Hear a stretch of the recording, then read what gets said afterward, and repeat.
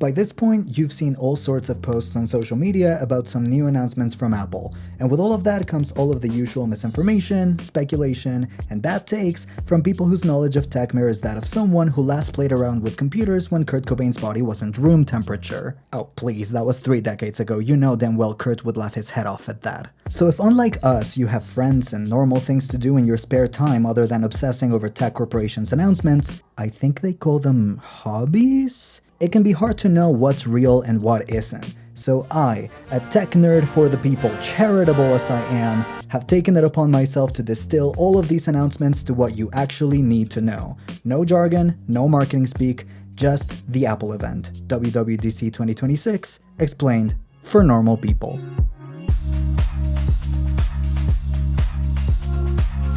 First, some background. This Apple event is a recurring event called WWDC, which stands for Wolves Wearing Designer Clothes. Weird White Dumb Canadian? We Will Rock You? Which stands for Worldwide Developers Conference.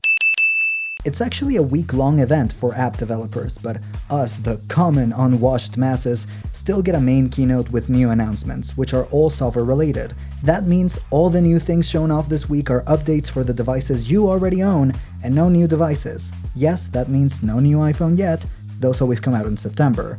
On WWDC, sometimes shortened to DubDub because this genius acronym has more syllables than the thing it shortens. Seriously, whose idea was this? Just call it the developer event for Steve's sake.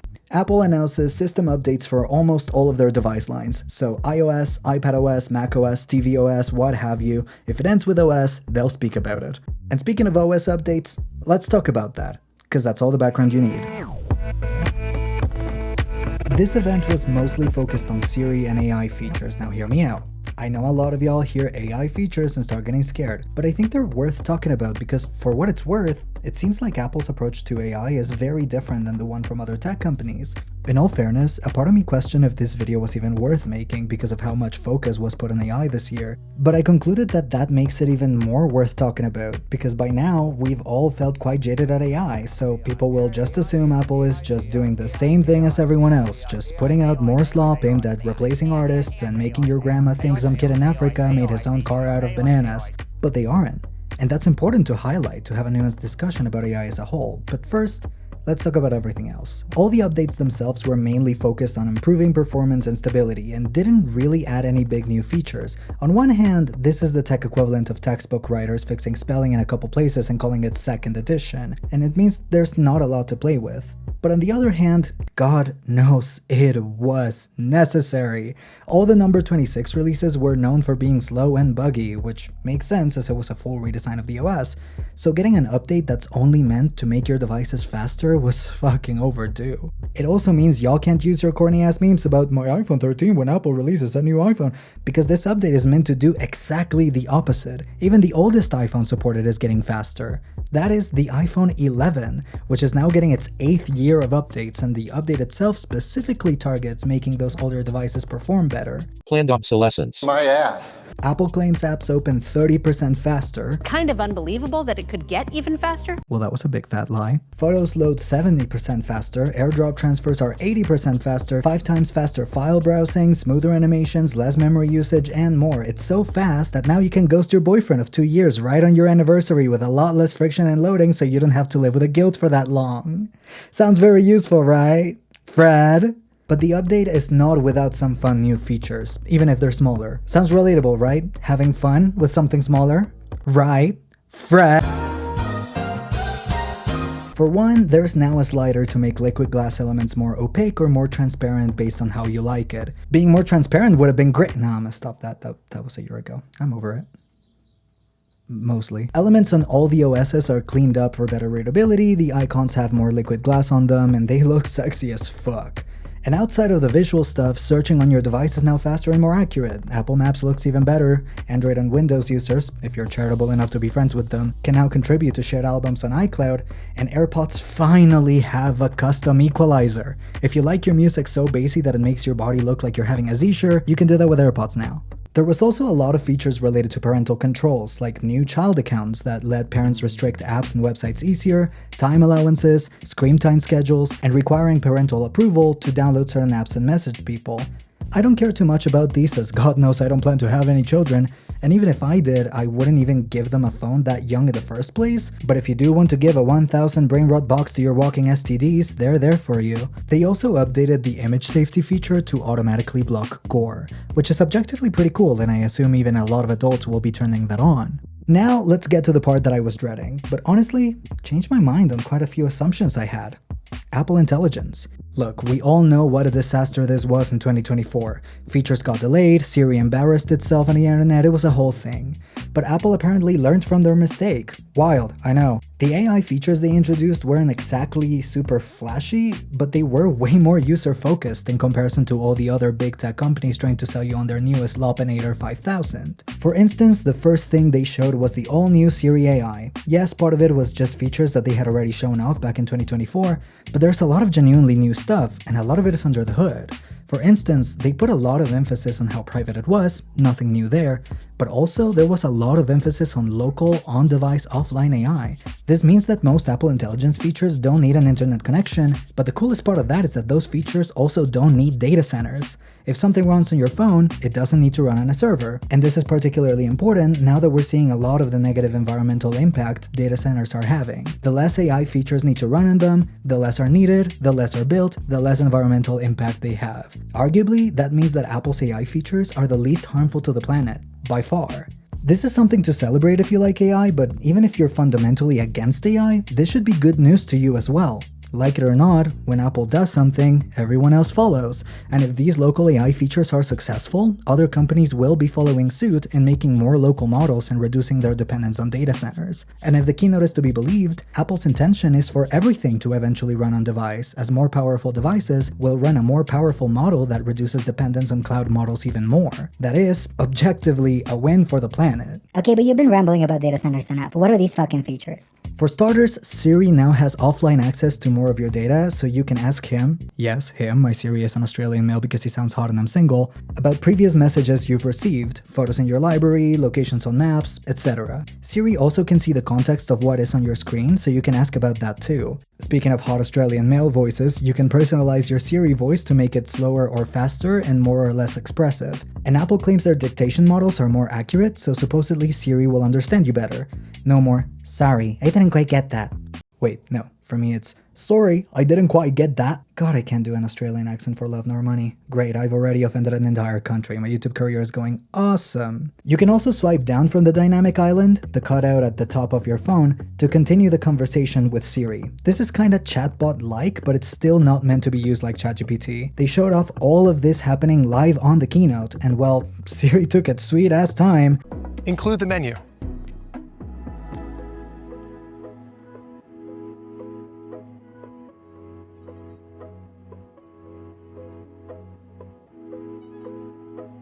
All right. But that proves that not only is it operational for once, it's also running locally. Local AI is much slower than cloud AI because you have less processing power on your phone than an entire warehouse of computers. But personally, if it means less dependence on data centers, I will gladly accept a slower answer. You can now access all of those conversations in a new Siri app, which is even available on the Apple Watch now. The Apple Watch is where I use Siri the most, so that's welcomed. The camera app now has a Siri mode, so you can point your camera to whatever you need answers with.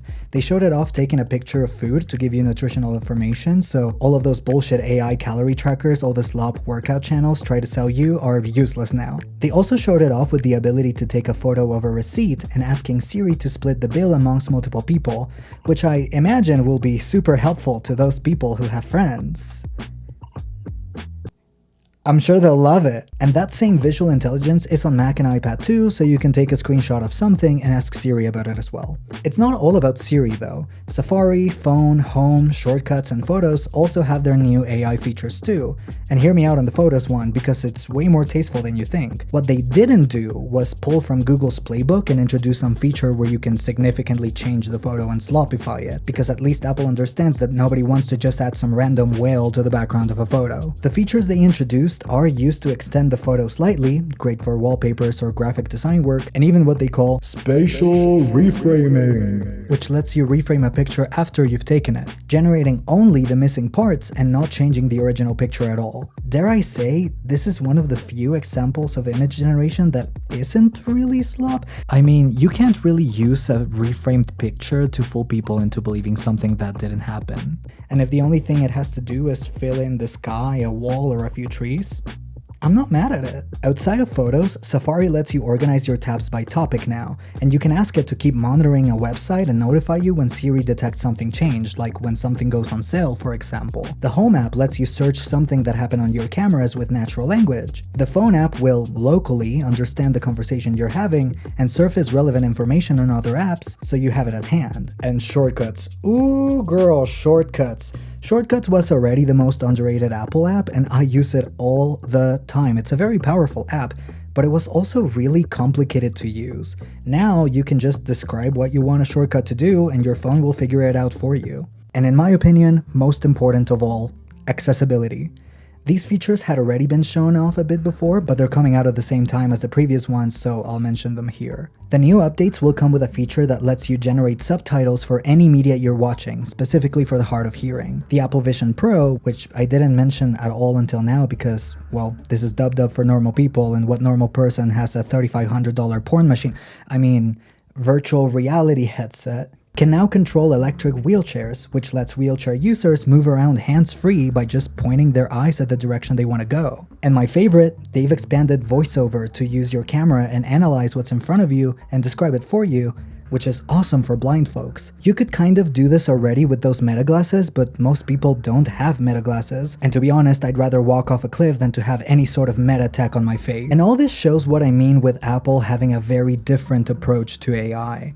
There was a very passing mention of their Image Playground app, but it was focused on making funny pictures for personal use. Outside of that, no features for very realistic image generation, and absolutely zero features that generate video. Everything they showed wasn't focused on replacing artists or taking away your creativity or making you a lazy fuck. What they showed was small but significant features that actually help you do the things you already do, and the most involved features were purely to take over those small but tedious processes nobody likes to do, like the monitoring the website for a sale kind of thing. I mean, just compare the tone and focus of this event to Google's AI event from earlier. AI that can understand and simulate the world. This is a crucial aspect of achieving AGI and will be important for everything from building AI assistants to training robots. With its new architecture and capabilities, it powers so many helpful features to simplify the things you do every day.